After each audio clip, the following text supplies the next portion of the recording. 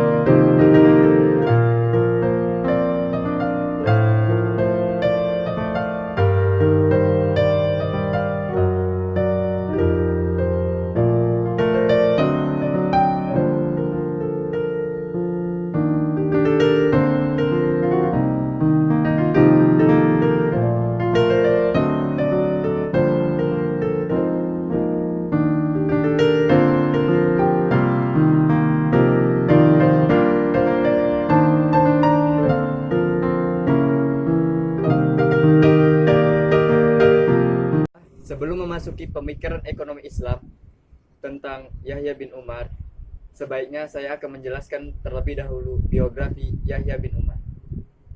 Yahya bin Umar dengan nama lengkap Abu Bakar Yahya bin Umar bin Yusuf Al-Kanani Al-Dausi, lahir pada tahun 213 Hijriah, yang besar di Cordova, Spanyol, yang merupakan salah satu fuqaha Imam Maliki. Seperti para cendekiawan terdahulu, ia berkelana ke berbagai negeri untuk menuntut ilmu. Pada mulanya, ia singgah di Mesir dan berguru kepada pemuka sahabat Abdullah bin Wahab al-Maliki dan Ibnu al-Qasim. Setelah itu, ia pindah ke Hijaz dan berguru diantaranya kepada Abu Mus'ab az-Zuhri. Dan Yahya bin Umar akhirnya menetap di Kairouan, Afrika, dan menyempurnakan pendidikannya kepada seorang ahli ilmu faraid dan hisab, yaitu bernama Abu Zakaria Yahya bin Sulaiman Al-Farisi, dan ide-ide yang dikembangkannya cukup brilian yang dituangkan ke dalam karya tulis ilmiah. Menurut Yahya bin Umar, apabila di pasar terjadi ketidakstabilan harga dan persaingan tidak sehat yang disebabkan monopoli dan banting harga tadi, maka pemerintah selaku lembaga formal boleh melakukan intervensi terhadap harga di pasar tersebut. Lalu bagaimana dengan sistem ekonomi kapitalis? Bagaimana perspektif mereka terhadap pemikiran Yahya bin Umar? Kapitalisme merupakan sistem ekonomi politik yang cenderung ke arah pengumpulan kekayaan secara individu tanpa gangguan pemerintah. Kapitalisme adalah sebuah sistem di mana negara memberikan kebebasan bagi warganya untuk mengelola semua sumber daya dan kekayaan yang dimilikinya. Namun tetap tidak boleh terjadi praktik monopoli di pasar. Sebab pandangan semua ekonom sadar, termasuk para pemikir kapitalis, bahwa monopoli adalah penyakit yang akan merusak dan menghancurkan sebuah sistem perekonomian. Sekalipun tema utama yang diangkat dalam kitab tersebut adalah mengenai hukum-hukum pasar seperti taksir atau penetapan harga, tetapi pada dasarnya Yahya bin Umar lebih banyak membahas tentang persoalan ihtikar dan siasah al-ighraq. Supaya pembahasan kita tidak terlalu luas, kita akan mengambil dua pembahasan utama dalam kitab Ahkamus Suq, yaitu ihtikar dan siasah al-ighraq. Ihtikar atau monopoli adalah membeli barang sebanyak-banyaknya dan menimbunnya sehingga harga di pasar akan melambung, kemudian menjualnya kembali dengan harga tinggi untuk memperoleh keuntungan. Sedangkan siasah al-ighraq atau secara bahasanya banting harga adalah kegiatan yang bertujuan mencari keuntungan dengan cara menjual harga suatu barang di bawah harga pasar sehingga membuat pesaing-pesaingnya bangkrut.